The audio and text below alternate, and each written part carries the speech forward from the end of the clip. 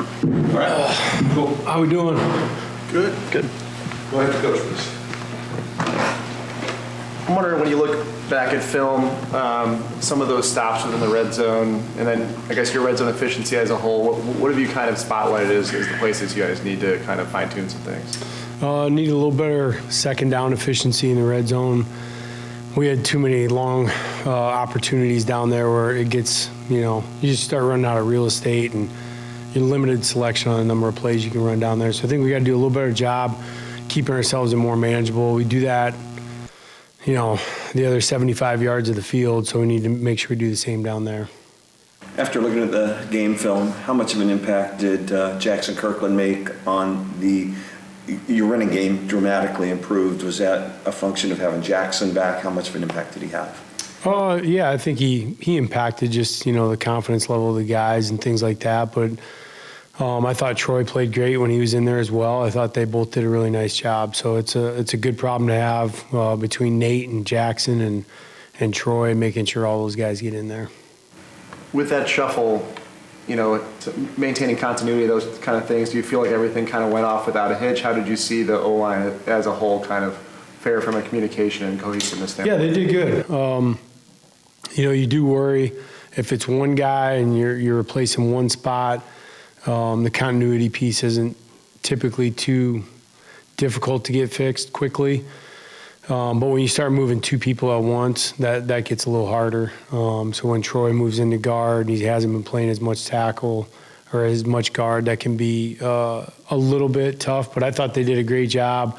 I thought the reps were good during the week to try to accommodate that. And I was a little concerned about that, but they did well early in the game. Do you know before the game, was it we're going to rotate Jackson out late? Was it the score? Was it what do you want to see from that rotation? Well, there's a little bit of a game conditioning piece for Jackson.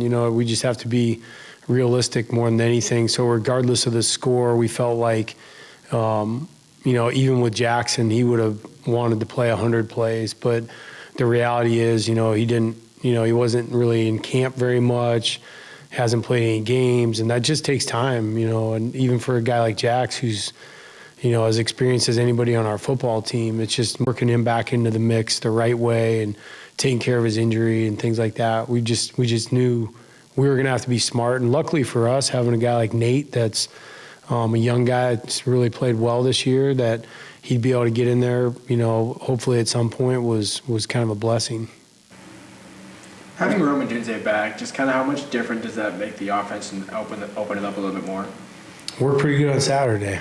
Was pretty good on Saturday, but Rome is maybe one of our most dialed guys on the team, and so for that to happen on Saturday night was not. I mean, I don't think it was a surprise for anybody on our football team, and we've been saying it since we got here, that's one of the parts of our offense that we think makes it special, is that it can be the Z, it can be the H, it can be the X, and we've kind of now done that throughout the course of the year, where each position has had a night where they've been able to really kind of go off. And Rome brings a different element, I think, just with his length and ability to stretch the field and catch the one-on-one ball. So, yeah, he made obviously a huge impact on Saturday for sure. There was a time after you guys first got here, several players transferred out, a bunch of other guys were kind of thinking about whether they were going to go in the portal or not. I know Rome and Jalen and JP all wound up affirming publicly that they were going to stay. Yep.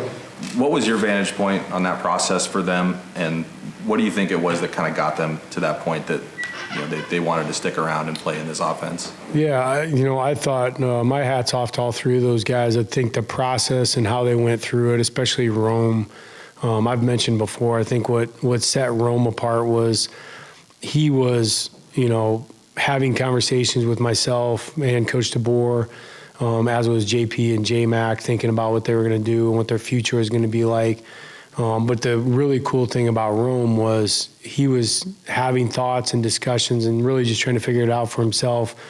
We were in a voluntary workout mode, and he didn't miss any workouts. And that's really Rome, honestly, to a T. Now that I know him, that doesn't surprise me that that's how he operated. But all three of those guys did a good job of just sitting down and watching film with me, honestly. And I think they just wanted a comfort level of, what is it that we're going to do? And luckily we had a system that it was pretty easy to put the film on and show them multiple stops, different places, different levels. Hey, this is how we operate. This is how we get different guys the ball. There's been production at all places we've been.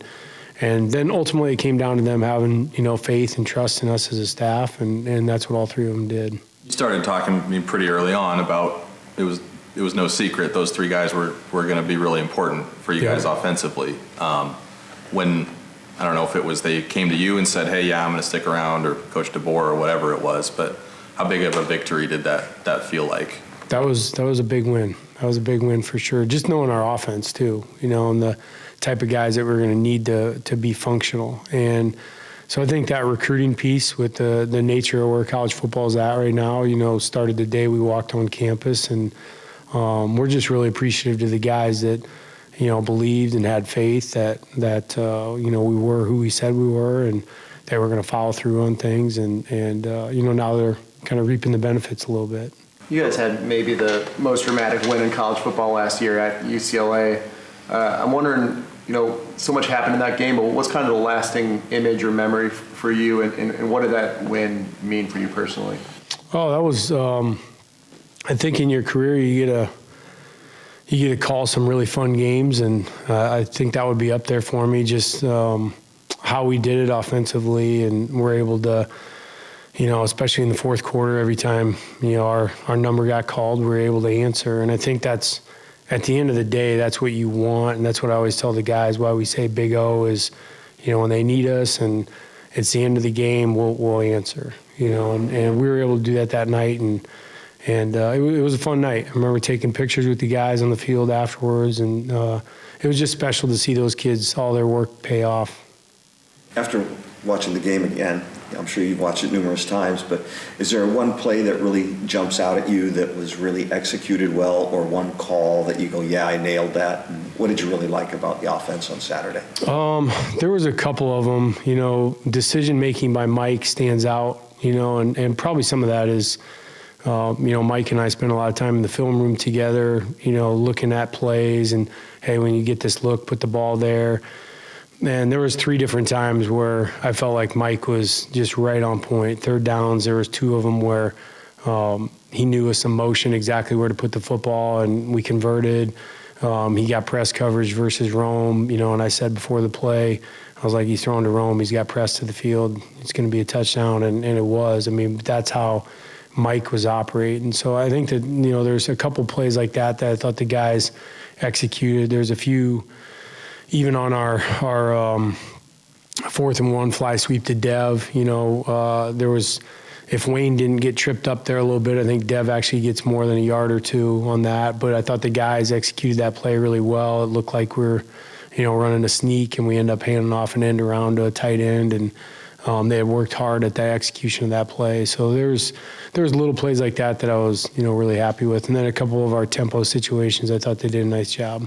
You've had 4 defenses unable to stop you guys.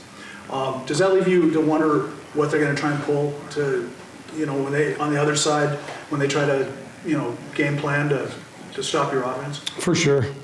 Yeah, that's something that, we've really been talking to the guys about, since the beginning of the year, and now each week it's going to culminate more and more, and the more points you score and the more answers you have offensively, I think the more creativity that generates on the other side of the ball. And so there'll be, just like there was last week, there'll be a coverage or a pressure or a stunt that we hadn't repped yet, and then we have to solve on the sideline and make sure that we have answers for the guys. And that's, one of the things I love about all the assistant coaches is, how they work their tails off in between series. We talk about it, and, hey, they did this, make sure we talk about that, and just a real workman-like mentality. And I think when the guys get there and they know that they got a big target on their back, that there's always going to be a possibility of something changing in the structure. And I think definitely with UCLA, that'll be more in play than anybody we've played. They've shown a lot of different looks, and they have very multiple in their coverage and front scheme. UCLA, like you mentioned, they've got a kid in Latu who is here for a couple of years and is leading the Pac-12 in sacks.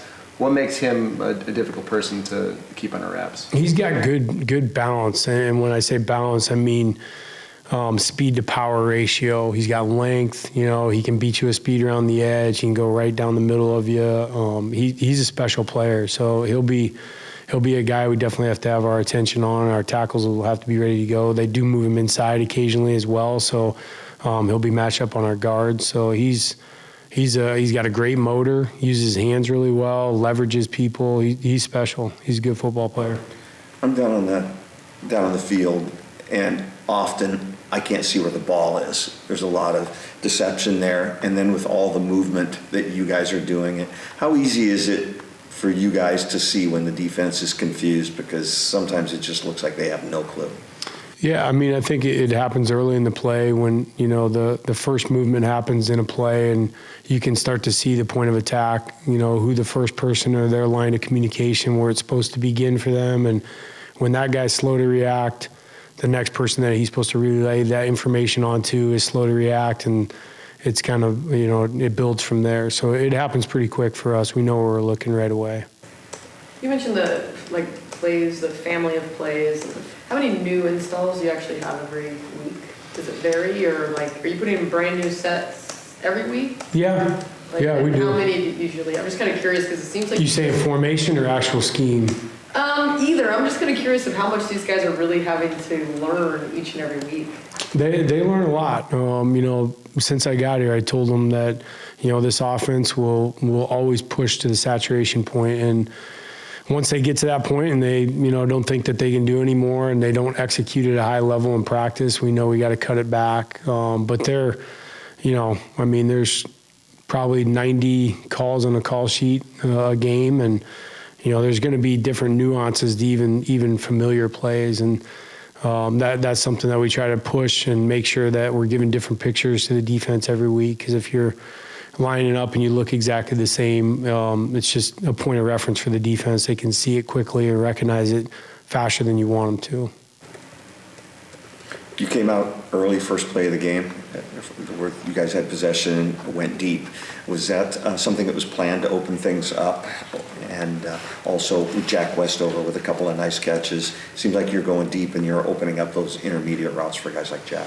Yeah, we feel like we can run the ball, trick play, throw it deep on the first play of the game any given week. You know, it's really just what we feel like initially we want to see. And a lot of times, if I feel really confident in what the picture I'm going to get, you know, we'll see about the first play. And I always tell the guys it's first play candidates, so it depends on execution too. So there's plays that I really might want to run early, but we have to see what they're doing first. And then as far as Jack, you know, those guys, him and Dev both are weapons, and we're excited to be stretching the field and, you know, get those guys isolated on one-on-one matchups with backers and things like that, because we feel like, just like Jack did on his explosive play, he can run away from a one-on-one opportunity.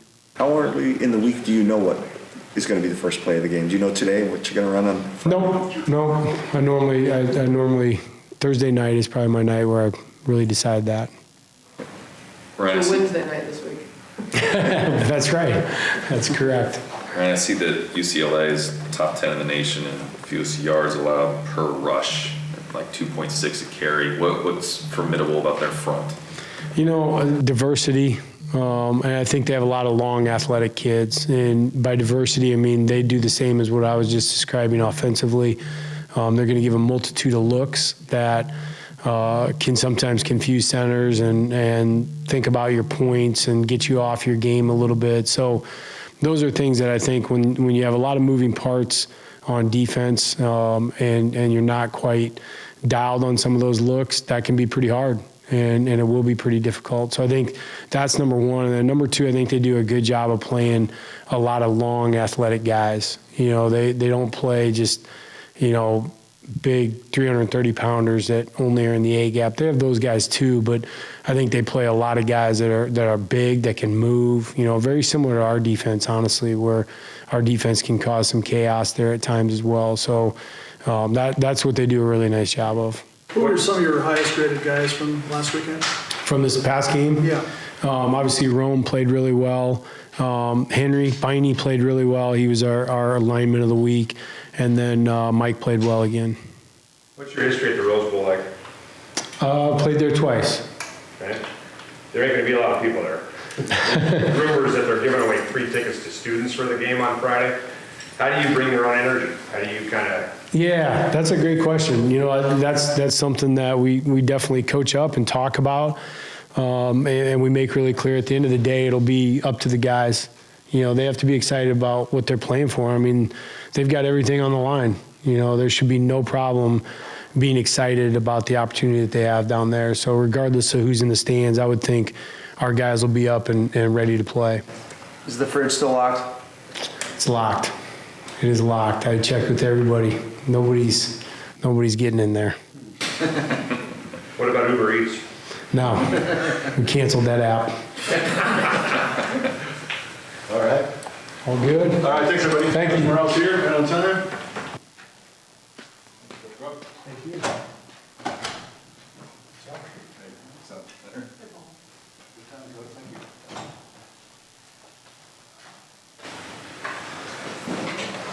Morning. Hi. Good afternoon, whatever it is. You've played some slippery quarterbacks so far this year, but how's Dorian Thompson Robinson? Yeah, I mean, DTR is as good as anybody. I think he's as good as anybody in the country at eluding, the pass rush. Just some statistical side note things. I think we counted up. He's been pressured 37 times this year. They've only been sacked 3 times. So he's certainly a handful. I mean, I think once he gets out of the pocket, he's dangerous. He still put the ball downfield, and he's easily one of the fastest quarterbacks we'll face all season. In that sense, do your edges need to approach this challenge differently? Who they know is a little bit less mobile? Yeah, I mean, just be relentless. I mean, it's just your first pass rush move might not be the one that gets him down. I think it's just the continual effort and to try to get him to throw off schedule. I mean, I think, times when quarterbacks are, have a lot of pressure and they feel the heat coming, then they're, less prone to being accurate. And I think that's the biggest thing is we've got to try to force incompletions, try to get him to throw off schedule, try to make him feel uncomfortable. At the end of the day, you don't want to give up an explosive quarterback run late. And I think that's always a thing when you're playing a lot of coverage and you're trying to chase guys around downfield. And then all of a sudden, he knifes you and runs for 40, 50 yards, which he can very easily do.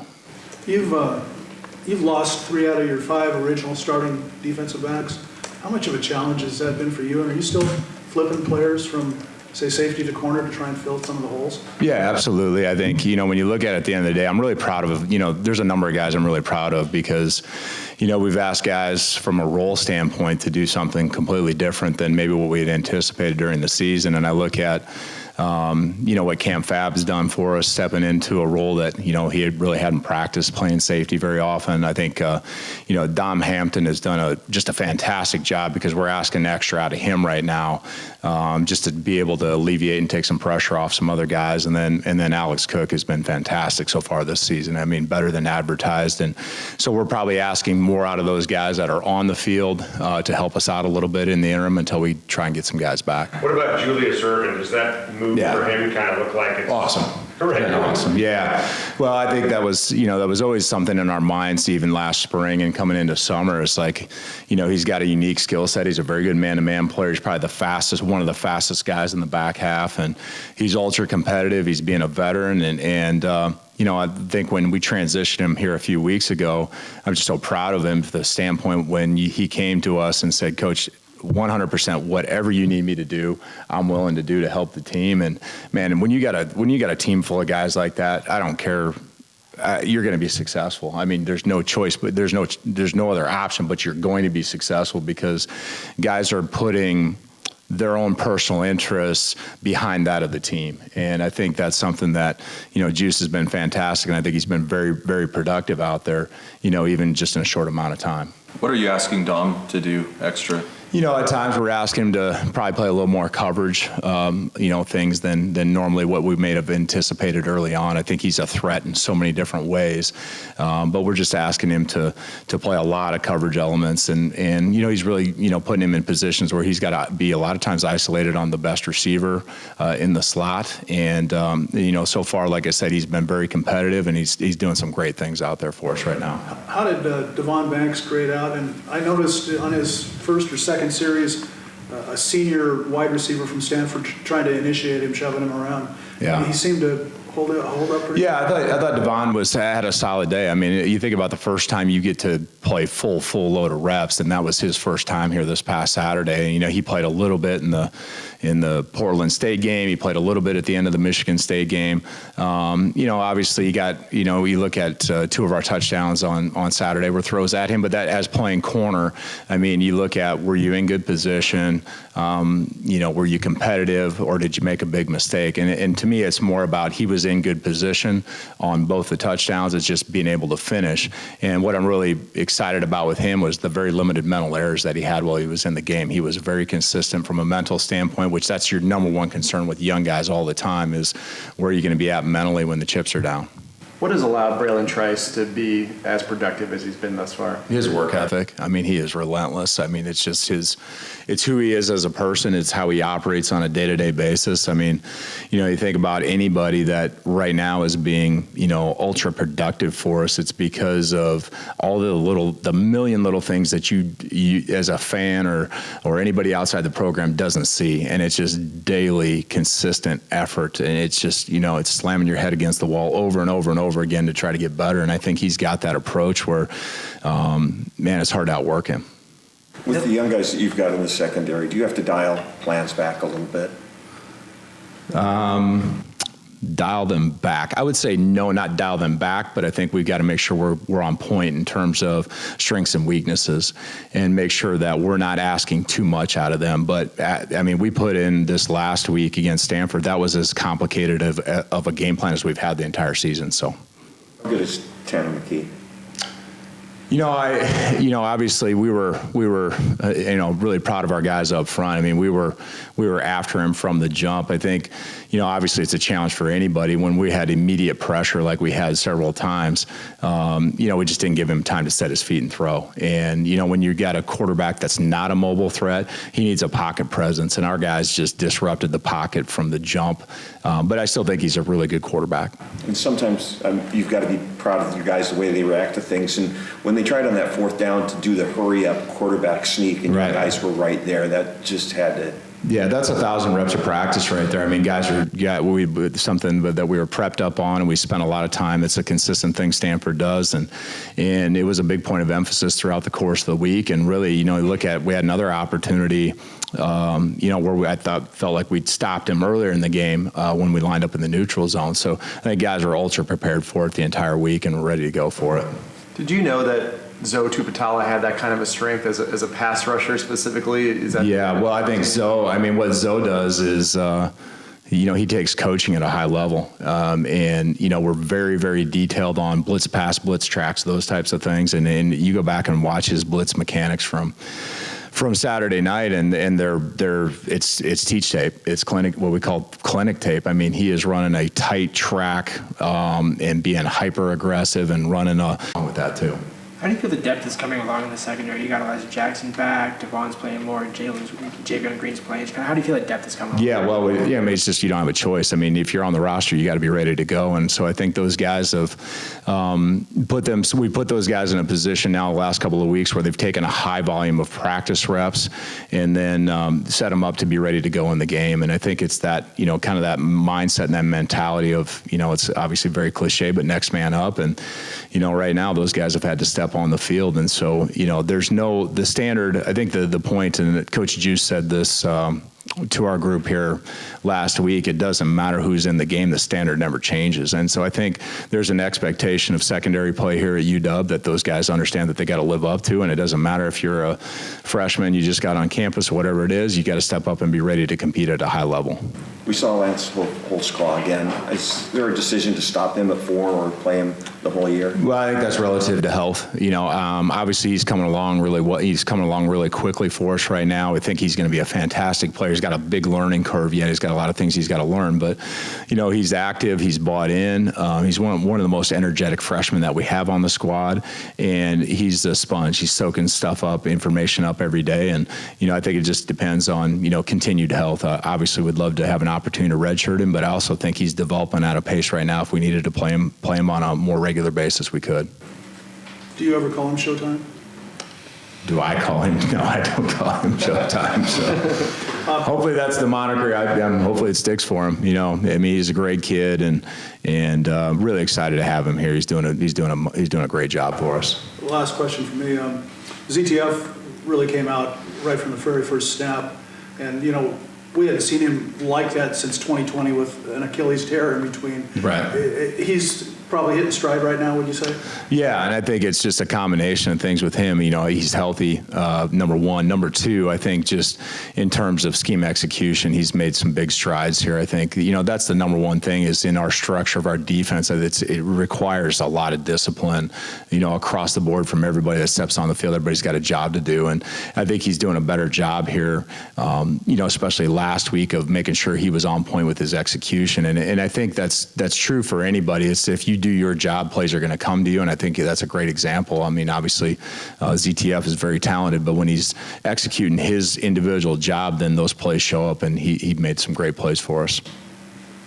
All right. Thank you, Coach. Thanks, guys. Appreciate it.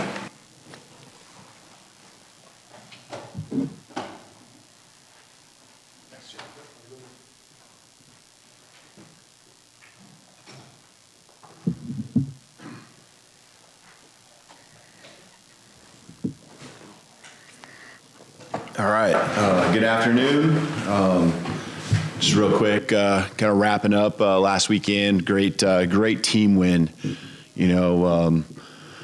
Originally I kind of thought, it wasn't a flashy win. It was just kind of one we just kept plugging away at. But when you think about it, and you got 8 sacks and you get 3 turnovers, there was a lot of flash to it. And proud of the way we played team football from, 4 field goals being made by Peyton to continue to be efficient and execute offensively. We're starting games so fast, putting touchdowns on the board.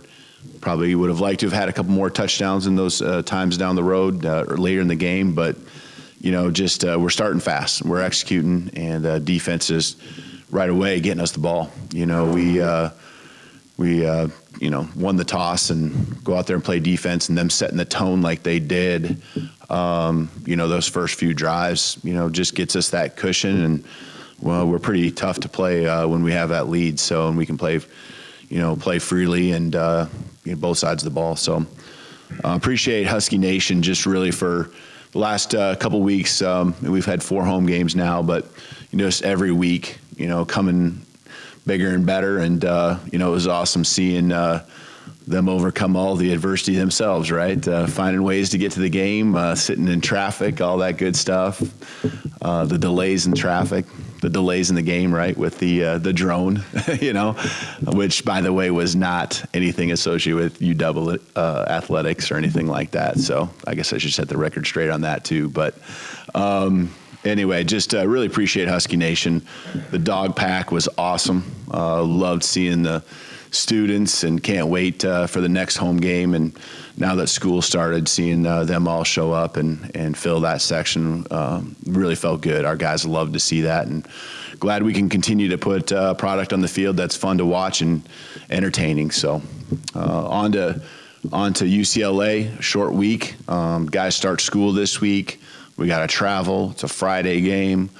We moved on very quickly to UCLA yesterday, just knowing all those things are in front of us. So I know our guys are in it right now mentally, and expect them to have a really good week of practice. Questions? I wanted to ask you about Latu. Did you ever have a chance to talk to him before he left? No. And I'm not sure I understand the rules, but he was ruled out here. He had 3 medical experts, and somebody said he would never play here again, and now he's playing at UCLA, and I don't quite understand that. Do you have any insight to rules on?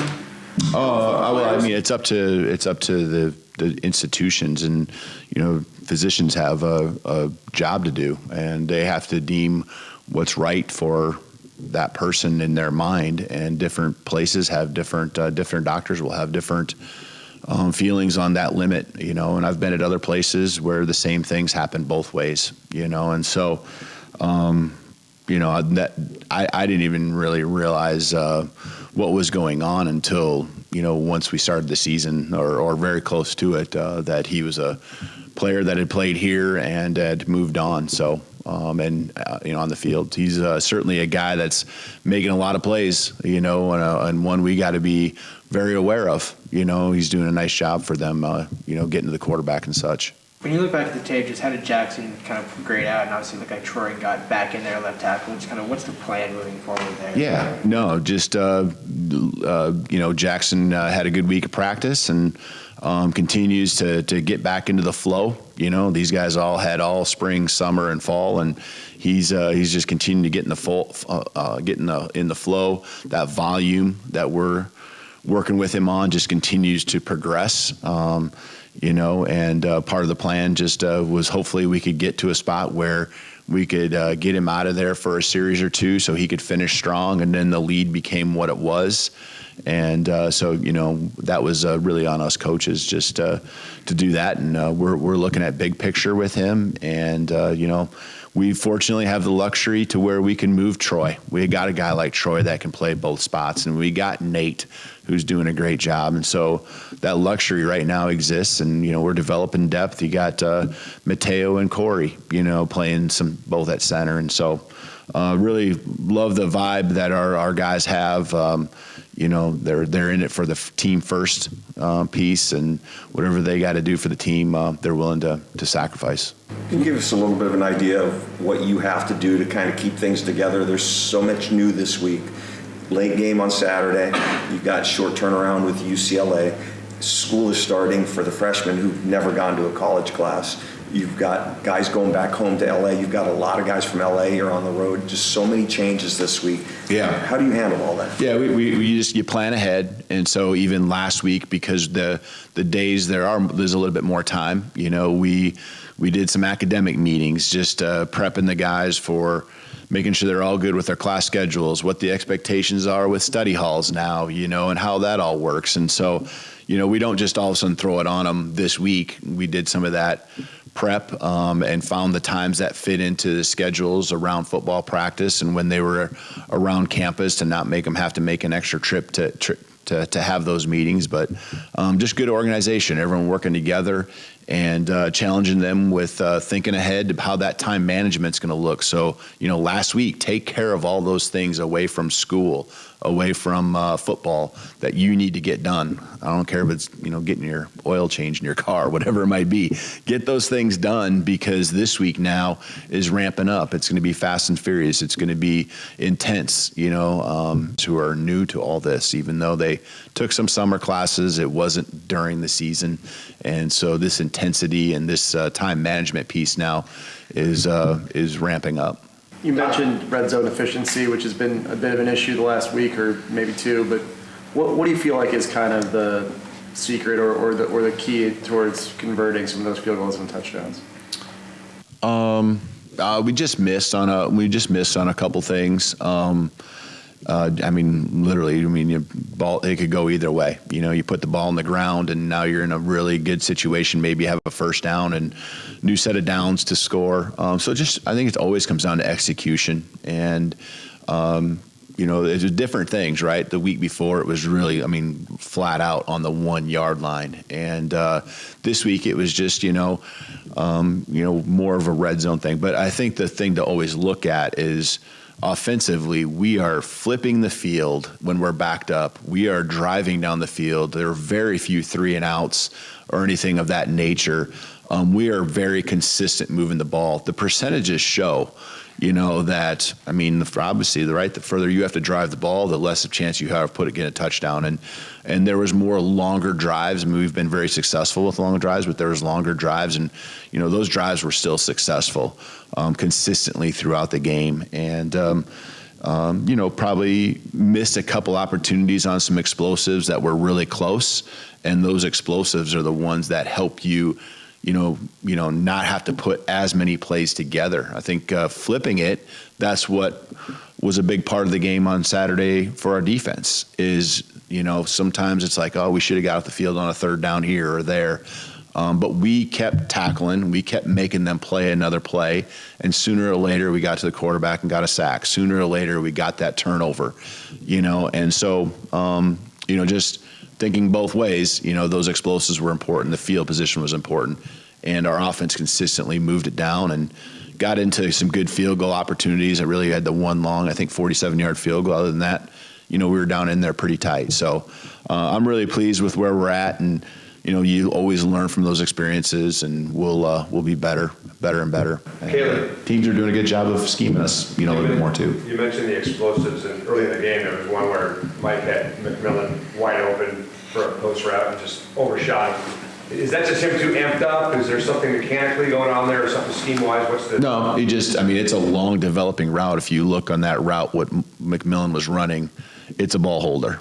And there was a little bit of pressure coming, and Mike threw it probably just a split second earlier than what we normally had in practice, and had to not guess, but kind of gauge a little bit more in advance where Jalen was going to be. And, there's pieces to that. So we know that play takes a little longer to develop. It was a chance for us to take a shot. Felt very comfortable with the one-on-one opportunity we're going to have. And, we're just getting a little more pressure. And, Mike went down to the ground right after he threw it, if I remember right. And, if we'd have had a split second longer, you might have had a different result. How'd you come out of the game health-wise?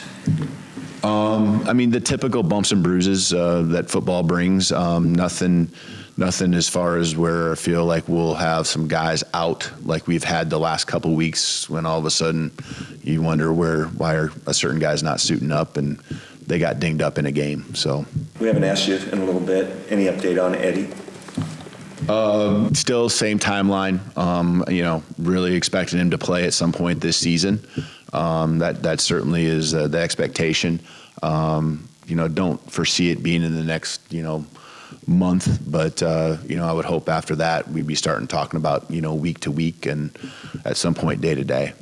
I asked Ryan this too, but just the win at UCLA last year, what's kind of your lasting image or memory from that game, and how much did that game mean to you in the moment? Well, it's just always a lesson, and just keep fighting, keep playing. It's never over till it's over, and that game really doesn't mean anything to this team. But those are things that just continue to give you just like that fighting mentality as a coach. Like our guys are probably aware of the experience that we went through. There's been different times when it's been brought up, whether it be spring ball, summer, it might have been showing a 2-minute drill, those type of things. But it doesn't really mean anything to two different teams are lining up against each other. And so, but obviously we got good memories as a coaching staff, of good experiences of what's taking place. But we know we got a great football team that we're going to be facing here this weekend, and DTR is definitely a guy that causes problems. And fortunately, we've had a couple games where we've had some experience against some quarterbacks that are mobile, that can move around, and we got to learn from that and adjust and go make plays. Do you remember whether it was relief, excitement, celebration, I don't know, but do you remember learning that the Jalen McMillan and Rome and JP were going to stick around and play for you, and kind of what your reaction was to that? Oh, yeah. I remember. And they were kind of at different times. It wasn't like all three of them at the same time just made the same decision. And so all three of them were a little bit different, but it was within the same kind of window of time, a day or so. And I don't, there was obviously this like excitement. I felt like at that time, like there was more that we just need to prove to you that you're making the right decision. That's what I remember thinking. It's like, I'm going to prove to you that this is what you were supposed to do. This is where you're supposed to be. And, we, probably said that to them while we were going through that time. And, whether it be watching film, and I know they spent a lot of time with myself, talking with Coach Grubb and just really understand what this offense was going to be. But I think it showed a lot about them and how just thorough they are. And now you're seeing some of those characteristics come up in how hard they work, the preparation they put in, how much they care, how team-oriented they are. They were just really going through the process because they'd been through a lot. And I have nothing but a ton of appreciation for what we did. And I think in the end, we are closer now because of those conversations that we had. whether it be me with them or Coach Grubb with them or me talking to their parents as we were going through this. And I think we're tighter. I think we're closer because of the trust that we built up, way back in January. I'm not sure how much you can talk about it or comment on it, but big news with Heather Tarr and the softball program. It's my daughter. I can. This is different. This is a different deal, And obviously it's a fine line, but this is a proud moment to be a dad, and super excited that Alexis is getting this opportunity. Really cool deal. A year ago today, she was at a camp, a softball camp here with Coach Tarr, and this was one of those schools going back. Even when we lived on the other side of the country, that she had identified because of the success and because of what Coach Tarr does and her staff. And it's an awesome group of young women here in this program that I love watching the game of softball, and, a huge part other than probably coaching, and my family, and whether it be throwing BP or playing catch, whatever it might be, that's the other thing that we kind of do. And so softball is a huge part of our life. But a year ago today, she was at a camp. She actually came with my wife to the Cal game. They flew in on a Friday, and the game was that night, and they went and watched the game and went to the camp the next day. So it's crazy how full circle we've gone, and here we are. So I'm super proud. As a coach, can you give us a scouting report? I don't know. I don't want to get into too much. I think I've said enough, but anyway, since you asked, no, I'm just kidding. No, I'm just super proud. I think she's a great teammate and just works her tail off. And, I'm really proud of her. Nicole and I are really proud.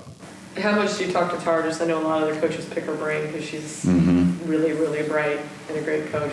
Have you had the time to do that, or did you just kind of, if your daughter wanted to go there, to just kind of... No, I love softball, and so I'm around them too much probably, all the coaches. But no, we have a great group of coaching here, not just, Coach Tarr, but all the other coaches here in this athletic department. When we get a chance to get together, it's a special time. I'm constantly learning things from them. When we have our time, we'll get together again this week, as a athletic department with the head coaches, and there's just always something, I feel like you walk away taking from, and I feel like the support we have for each other is only getting stronger, amongst all the coaches. So it's really cool to, have another level to this, being personal with my family now as well. What has made Carson Bruner so consistently impactful in kickoff coverage? Yeah, that's been really fun to see. The first week, struggled as a unit, just a couple guys here. All it takes is one guy not doing his job, and with those many moving parts, and then having a live look at the kicks, where it's hard to simulate those in practice. I just think more and more each week now, we're putting the right guys in the right spots, and we see Carson as one of those key guys that we need to get, in a way, we can do it in different ways, but we can get him in a spot where he can go be that impact player and make the play. And he understands his role, but he also understands what the other guys around him are doing, just like an offensive player, a defensive play. And he's going in, and you just don't know on those returns if all of a sudden that returner is going to be coming your way, and he's been ready every time. I think Devon Banks has done a nice job at different times too, but there's more to it. Guys are running down the field hard. Our kicks are better, and I think you saw again this last Friday. There's times where they just fair caught it, and we're good with being on the 25-yard line. And it wasn't like we were able to boot it through the end zone, and that's why the touchback happened. They were fair catching it, and so I think that's a lot of pride that our kickoff team is instilling in them, in what they're doing and how they're setting the tone, whether it be the beginning of the game or after any score. They got to go out and continue the momentum, and Carson's right in the forefront of all that. How did Kirkland make it through? Good, yeah, good. Really, again, the plan was when we pulled him out for a series or two to get him back in there, and then the lead just kind of kept growing, and that was really the only reason he didn't go back in. Did you think about yanking Penix a little bit earlier in the game on Saturday, or? Yeah, all of a sudden the clock kind of gets down into those next minutes. You know, they had a big play after, and you as a coach, you know, you're always a little bit slow. The worst thing that I want to do is pull guys and then have to put them back in just with the way it was. But I understand there came a point where the score got out of hand, and you know, maybe another series we could have got him out earlier. But you know, with what we were doing and what the frame of mind is that we were in, where we were just pretty much handing the ball off, wasn't anything where I was too nervous. Even on 3rd and long, we were going to hand it off. So nothing where I was too nervous about, you know, him being in jeopardy or vulnerable. It's been a difficult thing to project, but do you have a sense of where Asa and Perryman and Misha are at this point? I think Perryman is really close. I say he's the closest out of all of them. Really hopeful and you know, expecting him to be able to be back out there this week. Felt that way maybe even this last week that could happen. So just getting him not even over the hump, just getting that volume to where he feels great about being out there. Asa could actually be a possibility this weekend. Mish will not. 4 games into the season, and Michael is yet to take a sack. I know that part of it's Michael, part of it's the offensive line. Can you just talk a little bit about that? Yeah, it's really cool. You know, Mike really trusts in and believe in, and if he can get things right protection-wise, knowing that the running backs, tight ends, offensive line are going to do their job. And then I think the offensive line and that whole group really having a lot of pride in that stat, you know, and how they're getting it done for Mike. You know, building that momentum. I think enough, you know, stones were thrown their way as far as, you know, their production in the past, and they're finding those wins, and that's the one right now where they're excelling, you know, in protecting Mike. And you know, there's been a time or two we already talked about, you know, where he had to cut it loose a little bit early, but you look across college football, that's happening a lot, and we've kept him upright for the most part, and that's from Coach Grubb and the offensive staff being on the same page and making sure they get the right schemes in place and max protect when we need to, you know, throw it quick when we need to, check the protections, but they're all playing really well together and understanding how to, you know, put plays together, stack plays. The negative yards are the ones that are going to hurt you. You know, we're taking care of the football, not turning it over. So, you know, those things that we're preaching, they're doing a great job of executing. Kalen, how is Michael a better quarterback than he was when you last coached him? You know, I would sit here and say maturity, but he was very mature, calm and collected even in 2019. I just have to think that there's a confidence level that he's got after the 2019 and then coming back in 2020. You know, he had a lot of success that year. Some big games against tough opponents. And, you know, I think that was probably something that happened after I was with him. And I think he's got a lot of confidence in the guys around him. And so when you have confidence in those people that are surrounding you and you can just do your job, and when you're as talented as he is, you know, you just play free and you cut it loose. And that's a piece that he's always had. You know, he and Coach Grubb are just like in sync. I've talked about it many times, but it's really cool to see the belief that he has carrying over to Coach Grubb and just, you know, Coach Grubb, I mean, dialing it up, not afraid to be aggressive no matter where we're at on the field, no matter where we're at in the game. And, you know, that trust goes both ways. And so right now we're obviously riding the momentum of all that. And, you know, it's cool. Even if it goes against you for a short time and some adversity hits, I really feel like Mike understands that, you know, it's just temporary. And just like we preach that to the team, he'll get us back on track. But he's just so talented. He can put the ball where he wants to. I think he threw a ball close to 70 yards last week on the money in practice, you know, on a deep ball. And everyone kind of was in awe of that. I went back and actually was doing the calculation on the film. You know, just his arm strength to me wasn't about how far he can throw it. To me, it was about the the balls he can make across the field and back shoulder throws with accuracy and, those type of things, and the quick release he has. But, he certainly can throw the ball deep as well. How do you think Dylan and Sam have handled, coming out of that competition, and do you think the way you guys handled the competition maybe helped with the way they responded? Yeah, they've been amazing. They've been absolutely amazing. I watch the walkthroughs, and I see them just engaged. I see them having belief in what we do, and belief in Mike, and it doesn't take anything away from what we feel they're capable of doing. And so they're continuing to develop, continue to mature, continue to learn from what is happening on the field, and they are in it. And that them being in it mentally, I think says a lot about, like, hey, they believe in the decision we made as well. And I think that's it's hard to argue what Mike's done, but really focusing on Demo and Sam and their response has been a big part of, I think, how we want our program to be. When we talk about being team first guys, it's really easy to say that, and then all of a sudden you're the one that's thrown into the fire, and now you got to be team first when you're not the one on the football field. And so I try to find ways to celebrate and point out, just like other coaches on our staff do, that these are great examples of those characteristics we need to have to be a great football program, great football team, and they are team first all the way. With Sam and Dylan, they have responsibilities during the game, unlike many of the other players. You've got Sam on the headset, and he's putting in signs. How do you determine which one of those guys is going to do what?